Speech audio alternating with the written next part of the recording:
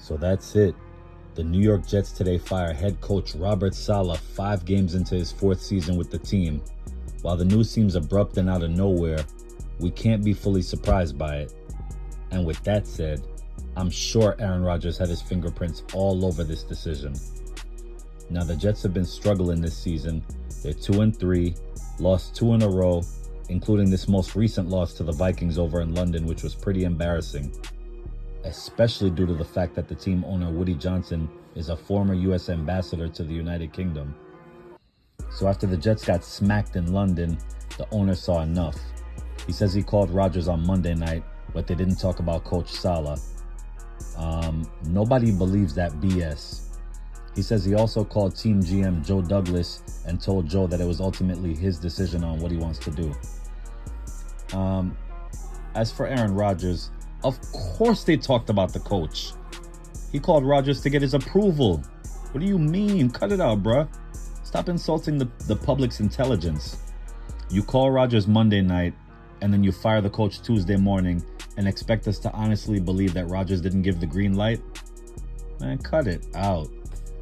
Anyway, we all saw that there was mild tension between Rodgers and Saleh this season, and it never felt like they were really on the same page at all.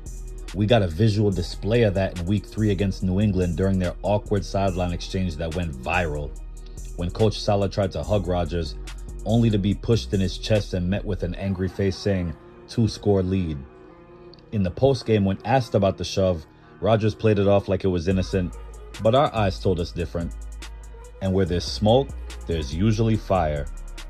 Now, the craziest part about this firing is that Rodgers has been the one pulling the team down with bad performances.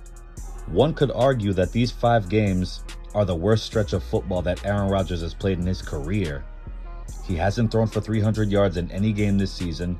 He threw 0 touchdowns at home against a rookie QB, Bo Nix, who the Jets defense held to 10 points.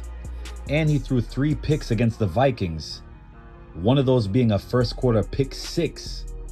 When was the last time Aaron Rodgers threw 3 interceptions in any one game? This guy throws 3 or 4 picks in a season. He has the best TD to interception ratio in NFL history.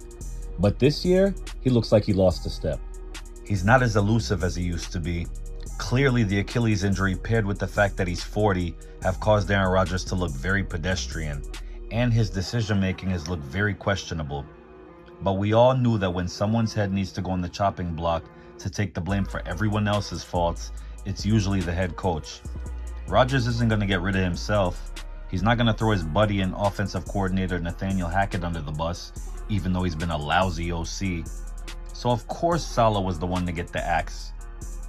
Now, I'm not saying Saleh had an outstanding tenure in his time there. He was 20-37 overall, but he deserved to coach more than 5 games into the season. Now, to add a little context, in Woody Johnson's 25 years owning the Jets, this is the first time he fires a coach during the season. So that definitely appears to have been Rodgers motivated. Let me know what you think in the comments. Was Saleh to blame for the team's struggles? Is it Rodgers? Is it the OC? Also, please be sure to like and subscribe.